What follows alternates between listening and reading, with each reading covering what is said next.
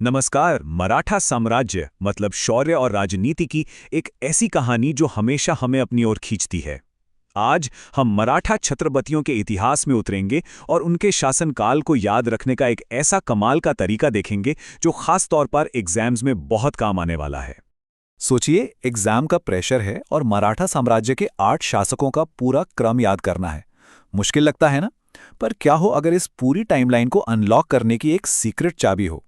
तो जवाब छिपा है इस एक छोटी सी लेकिन बहुत दमदार लाइन में। शीश मराठा राजाराम, तारा साहू कर आराम, दूसरे शाहू खत्म प्रताप। बस यही लाइन है वो चाबी। चलिए अब इसे डीकोड करते हैं और देखते हैं कि इसमें मराठा इतिहास के क्या राज छिपे हैं। तो सबसे पहले इस कमाल की लाइन के पीछे का सीक्रेट समझते हैं।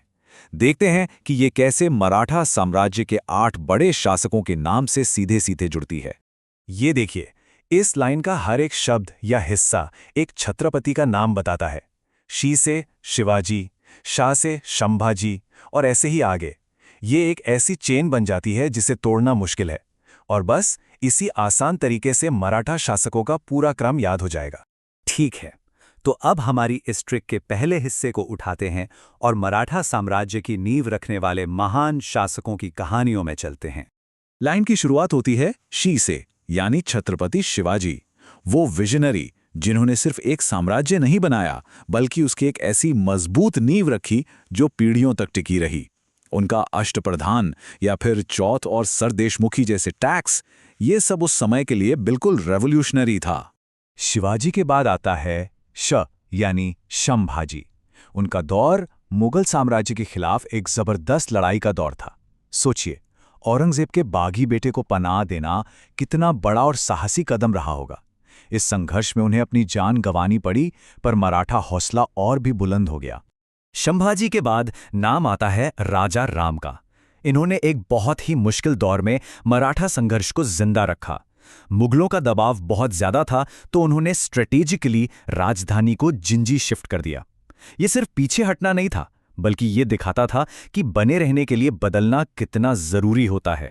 और फिर है तारा यानी ताराबाई, एक कमाल की स्ट्रैटेजिस्ट। जब हालात सबसे मुश्किल थे, तब उन्होंने एक रीजेंट के तौर पर मराठा साम्राज्य को संभाला। उनकी लीडरशिप ये बताती है कि मराठा साम्राज्य में काबिलियत की कद्र थी। ये नहीं देखा जाता था कि लीडर पुरुष है या महिला। तो अब हम अपनी लाइन के बीच वाले हिस्से पर आते हैं और यहां से मराठा इतिहास में एक बहुत बड़ा मोड़ आता है, एक ग्रेट पावर शिफ्ट। ये है पेशवाओं के उदय की कहानी। अगला नाम है साहू यानी शाहू जी। जब वो मुगलों की कैद से लौटे तो मराठा साम्राज्य में एक अंदरूनी लड़ाई शुरू हो गई। पर इससे भी बड़ी बात यह हुई कि यहीं से पेशवाओं का पावर में आना शुरू हुआ और इस एक चीज ने मराठा पॉलिटिक्स का पूरा गेम ही बदल दिया। तो सवाल उठता है कि ये पेशवा थे कौन?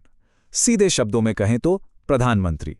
पर शाहू जी के समय में ये सिर्फ प्रधानमंत्री नहीं रहे, बल्कि असली पावर इनके हाथ में आ गई। ये एक बहुत बड़ा पावर ट्रांसफर था।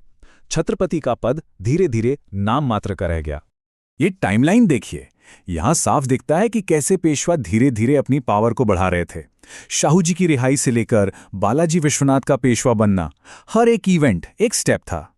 और इस सब जाकर खत्म हुआ संगोला की संधि पर, जिसने मराठा साम्राज्य की कहानी को एक नया मोड़ दे दिया। और हमारी लाइन में जो शब्द है आराम, वो राम राजा को दिखाता है। ये बड़ा दिलचस्प है क्योंकि उनके समय में ही 1750 की संगोला संधि हुई। इस संधि ने छत्रपति को असल में आराम दे दिया। मतलब सारी असली पावर पुणे में पेशवा के पास चली गई और छत्रपति सतारा में बस एक नाम के राजा बनके रह गए। अब हम अपनी लाइन के आखिरी हिस्से पर आते हैं और यहां से छत्रपति के अधिकार और मराठा साम्राज्य के ढलान की कहानी शुरू होती है। ये वो दौर था जब अंदरूनी लड़ाइयां और बाहरी खतरे दोनों हावी होने लगे थे। दूसरे शाहू, जैसा कि नाम से ही जाहिर है, शाहू द्वितीय, वो बस नाम के शासक थे। असली लड़ाई तो बाहर चल रही थी, जहां मराठाओं का सामना अब अंग्रेजों से हो रहा था और यहीं से साम्राज्य के पतन की रफ्तार तेज हो गई। और आखिर में खत्म प्रताप। ये लाइन प्रताप सिंह के साथ इस सिलसिले के खत्म होने का इशारा करती है। जब अंग्रेजों ने उन्हें गद्दी से हटाया तो ये सिर्फ एक राजा का हटना नहीं था, ये छत्रपति के शासनकाल का और एक तरह से मराठा साम्राज्य के एक पूरे युग का अंत था। चलिए, तो अब तक हमने जो कुछ भी समझा है उसे फटाफट एक जगह देख लेते हैं। ये आपका फाइनल रिवीजन होगा। ये टेबल बहुत काम की है। इसमें हमारी ट्रिक, छत्रपति का नाम, उनका शासनकाल और उनकी सबसे बड़ी उपलब्धि सब एक साथ है। शी मतलब शिवाजी, फाउंडर। आराम मतलब राम राजा और संगोला की संधि, सब कुछ एक नज़र में। अच्छा, कुछ और बातें भी याद रख सकते हैं, जैसे अष्टप्रधान में पेशवा और अमात्य सबसे पावरफुल थे। और पावर सेंटर्स कैसे बदले? पहले रायगढ़, फिर सतारा, और फिर असल पावर सेंटर बन गया पुणे, क्योंकि वो पेशवाओं का हेडक्वार्टर था। तो एक योद्धा राजा से लेकर सिर्फ नाम के राजा बनने तक का ये सफर, छत्रपतियों का ये इतिहास हमें सत्ता के स्वभाव के बारे में सोचने पर मजबूर करता है ना? कि कैसे पावर हासिल की जाती है, कैसे उसका इस्तेमाल होता है और आखिर में वो कैसे हाथ से निकल जाती है।